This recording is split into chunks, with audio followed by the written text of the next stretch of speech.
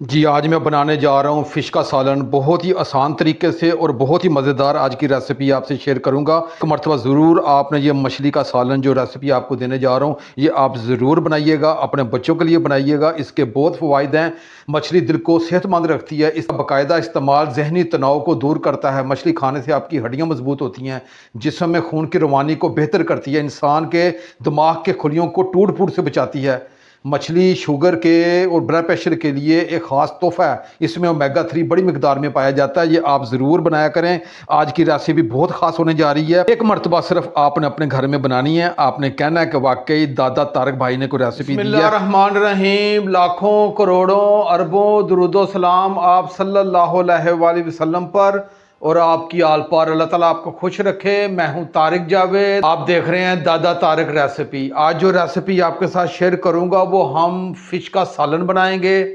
बहुत मज़ेदार आज की रेसिपी होने जा रही है। अक्सर लोग शिकायत करते हैं कि फ़िश के सालन में स्मेल आ जाती है। आज मैं आपको बताऊंगा कि स्मेल को दूर करने का क्या तरीका है कि फ़िश में बिल्कुल स्मेल नहीं आएगी और बच्चे शौक के साथ फ़िश का सालन खाएंगे। अक्सरियत में बच्चे फ़िश का सालन देख के वैसे ही भाग जाते हैं, कहते हैं कि हमने फ़िश नहीं खानी। इंशाल्लाह मैं ऐसी रेसिपी आपको दूंगा, एक तो फ़िश में ज़रा बराबर भी स्मेल नहीं रहेगी और आपने ये जैसे मैं तारक भाई बताएंगे इसी रेसिपी को आप अपने घर में बनाइएगा। आप कहेंगे वाकई भाई ने कोई रेसिपी दी है। बहुत ही कमाल की रेसिपी होने जा रही है। आएँ अपनी रेसिपी की तरफ चलते हैं। जी, मैंने 500 ग्राम फ़िश ली है, आधा किलो, और इसे अच्छे तरीके से मैंने धो लिया है। ये बिल्कुल ताज़ी फ्रेश मैंने जो फ़िश ली है। को चेक करने का ये तरीका होता है कि जब आप फ़िश लें तो आपने उसकी आंखें देखनी हैं। अगर आंखें अंदर धसी हुई हैं तो समझ लें कि ये फ़िश बासी है।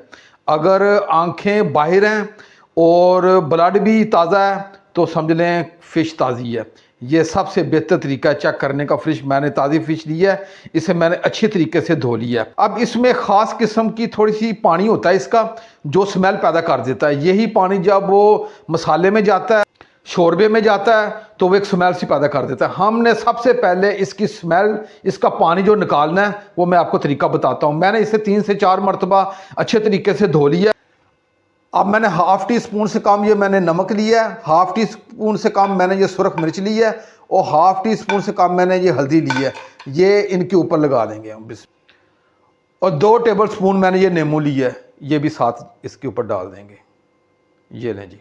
और हाथ के ज़रिए मैं ये मसाले इसके ऊपर मल दूंगा अच्छे तरीके से।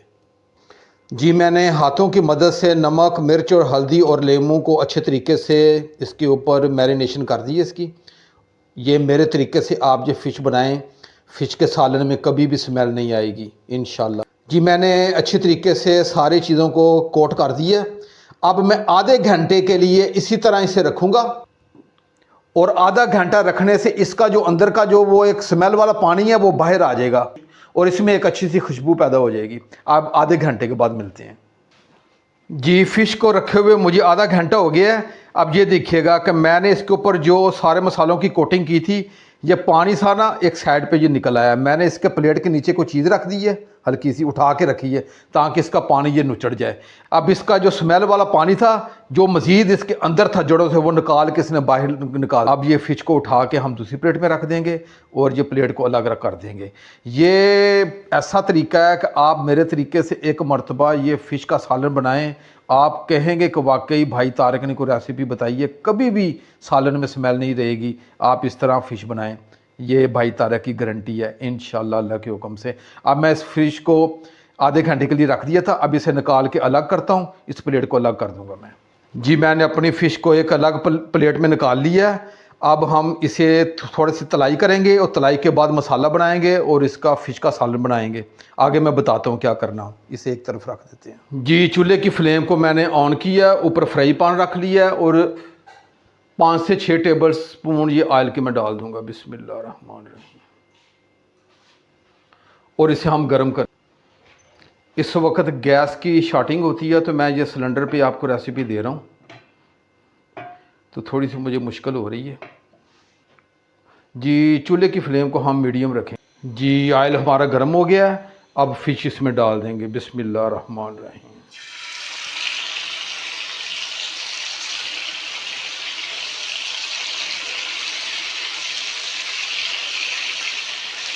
अब आपने आंच को थोड़ा सा हल्का कर देना है और इसे हम 3 से 4 मिनट एक तरफ से और 3 से 4 मिनट दूसरी तरफ से पकाएं।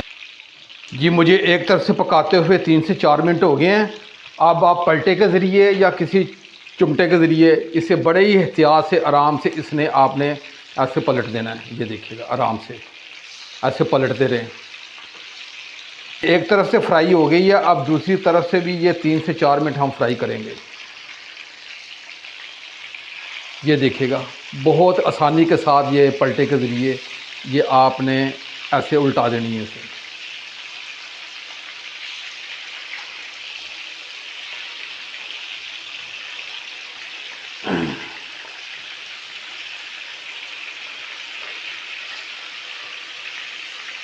जी मैंने तमाम फ़िश को दूसरी तरफ पलटा दिया और इसे मैं 2 से 3 मिनट मज़ीद फ्राई करूँगा ताकि ये अच्छे तरीके से कुक हो जाए और प्यारी सी इसकी खुशबू आ जाए।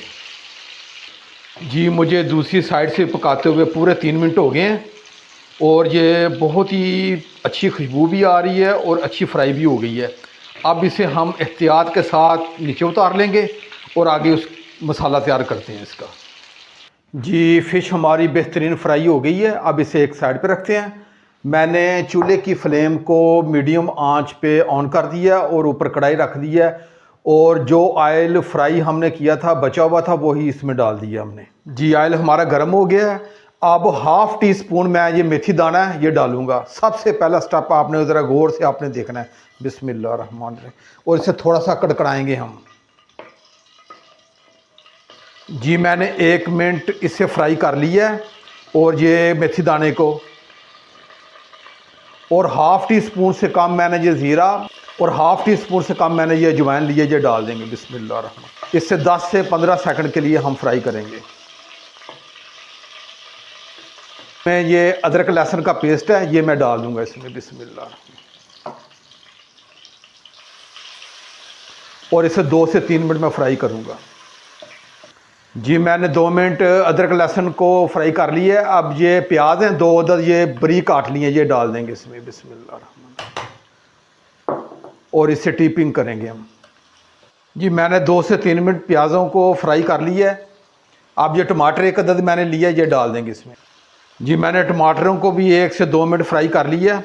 अब इसमें मैं थोड़ा सा पानी डाल के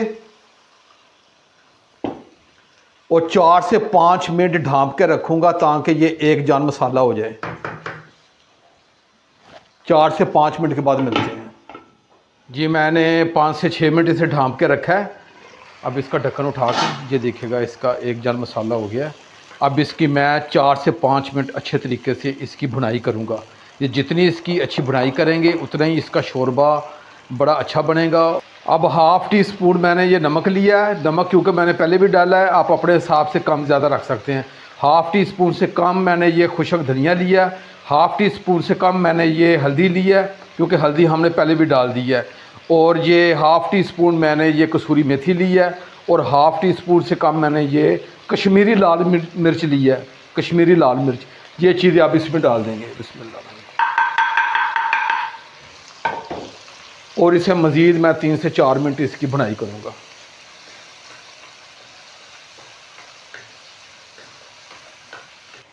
जी मसाले डाल के मैंने 3 से 4 मिनट इसकी अच्छे तरीके से भुनाई कर दी है। 3 टेबल स्पून इसमें मैं ये दही डाल दूँगा। बिस्मिल्लाह रहमान रहीम। ये ले जी। और इसका कच्चापन दूर करने के लिए मैं 2 से 3 मिनट इसे फ्राई करूँगा। बहुत कमाल की आज की रेसिपी होने जा रही है। अगर मेरे चैनल को अभी तक आपने सब्सक्राइब नहीं किया तो चैनल को ज़रूर सब्सक्राइब कर लें। ये आपकी तरफ से हौसला अफजाई होती है और मेरी वीडियो को आगे ज़रूर शेयर किया करें ताकि किसी और का भी फ़ायदा हो जाए।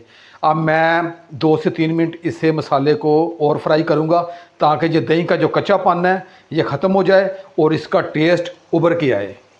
जी दही का कच्चापन ख़त्म हो गया है और अच्छे तरीके से मैंने फ्राई कर लिया है और आयल भी ऊपर आ गया है। इसका मतलब है कि मसाला हमारा तैयार हो गया है। और अब हम 1 गिलास पानी इसमें डाल देंगे। बिस्मिल्लाह रहमान रहीम।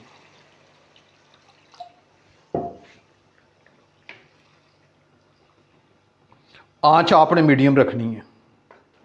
अब फ्राई की हुई जो फ़िश है ये इसमें हम डाल देंगे। बिस्मिल्लाहिर्रहमानिर्रहीम। बड़े ही एहतियात से और आराम से आपने ये डालनी है। अब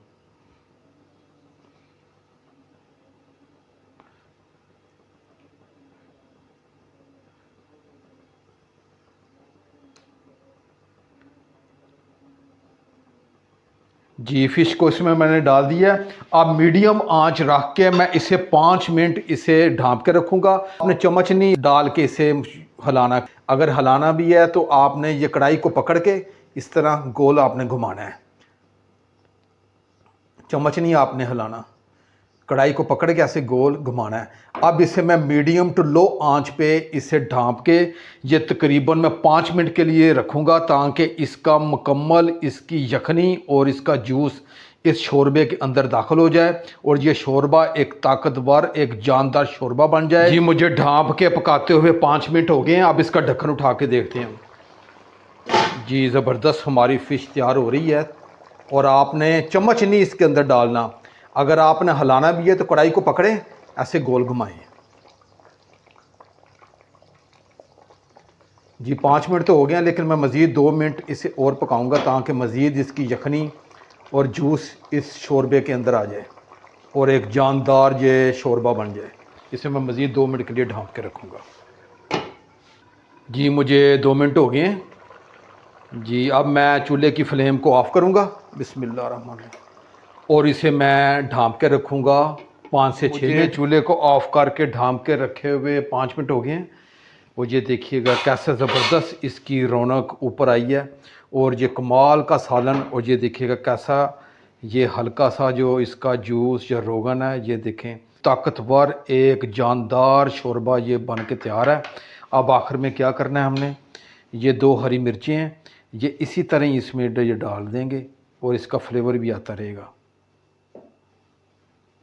ये थोड़ा सा हरा धनिया ये साथ डाल देंगे। जी ये लें जी, ये आज की रेसिपी मुकम्मल हुई है।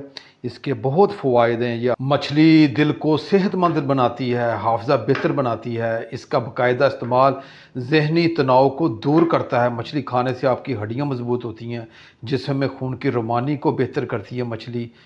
बहुत ही इसके फ़वाइद हैं। इंसान के दिमाग के खुलियों को टूट फूट से बचाती है।